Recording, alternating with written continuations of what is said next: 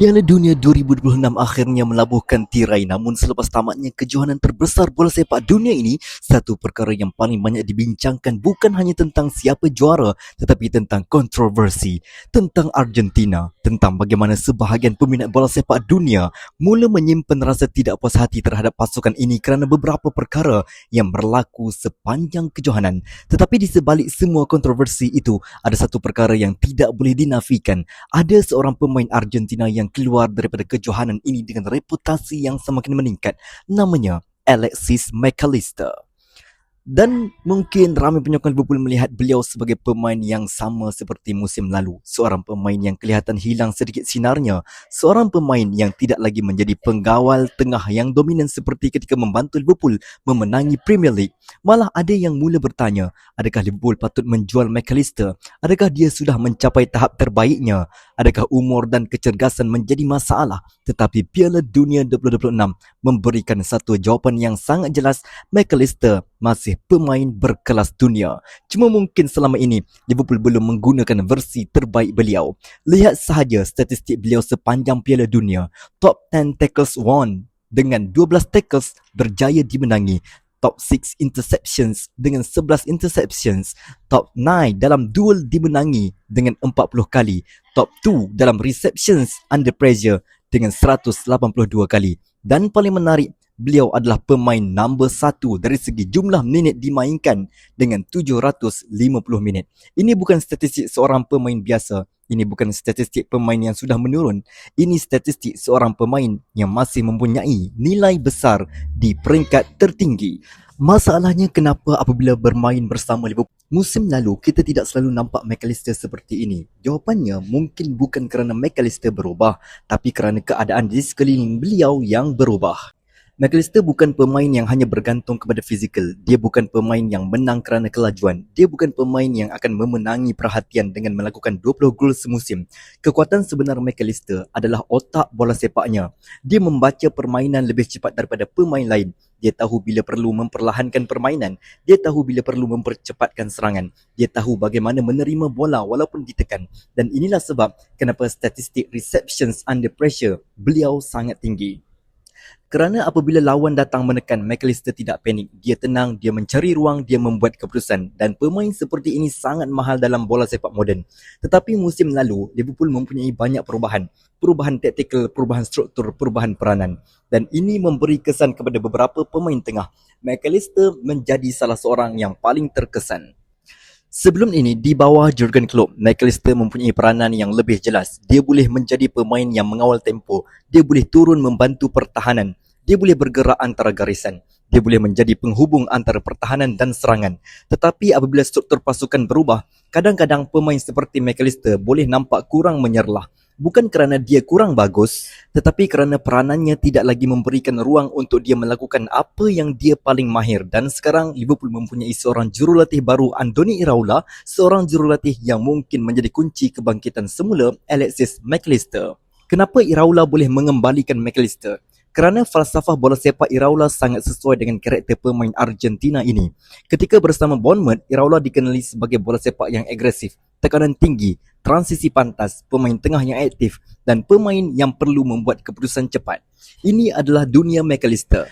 McAllister bukan pemain yang sesuai jika hanya duduk menunggu bola. Dia adalah pemain yang paling berbahaya apabila dia sentiasa terlibat. Apabila dia bergerak, apabila dia mencari ruang, apabila dia menjadi pusat kepada permainan. Dan sistem Iraola boleh memberikan perkara itu. Bayangkan Liverpool musim depan dengan pemain seperti Ryan Gravenberch, Dominic Szoboszlai, Florian Wirtz dan McAllister.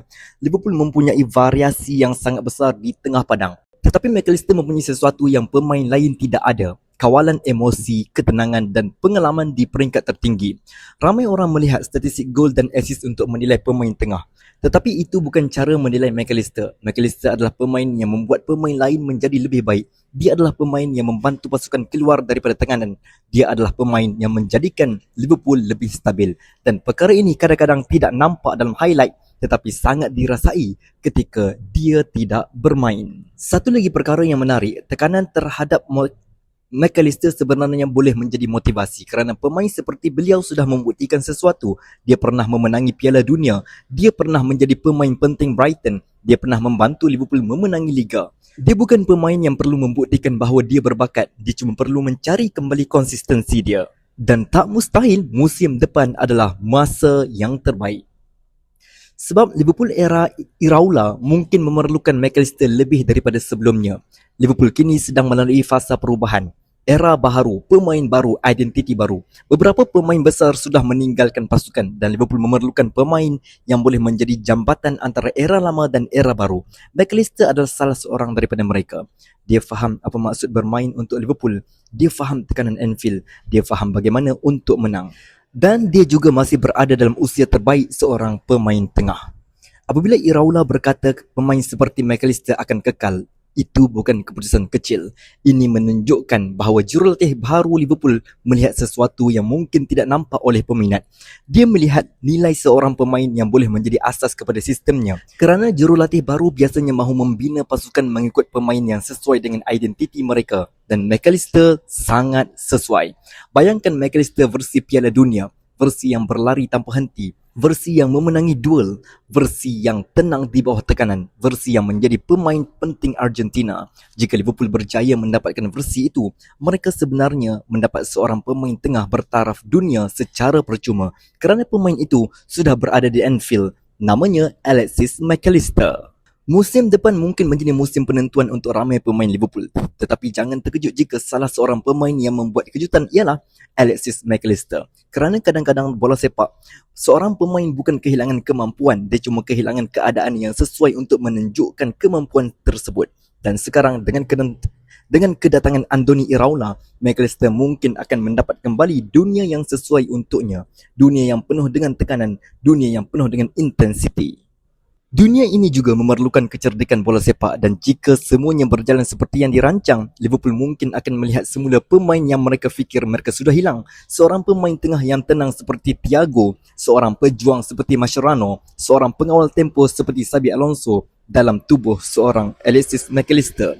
Jadi persoalannya bukan adakah Liverpool perlu menjual McAllister, tetapi adakah Liverpool bersedia melihat McAllister versi terbaiknya kembali? Kerana jika jawapannya ya, Liverpool bukan sahaja mendapat seorang pemain tengah, Liverpool mendapat jantung baru dalam era Iraola. Jadi apa pendapat anda tentang Alexis McAllister? Sila kongsikan pendapat anda di ruangan komen di bawah. Jangan lupa untuk like, subscribe. Target saya sebelum mulanya EPL musim depan, kita dah berjaya mengumpul 5,000 peminat Liverpool untuk channel Liverpool Fan Action ini. Jangan lupa untuk share video ni ke grup Liverpool anda, ke grup bola sepak anda. Kita jumpa dalam video yang seterusnya. You will never walk alone.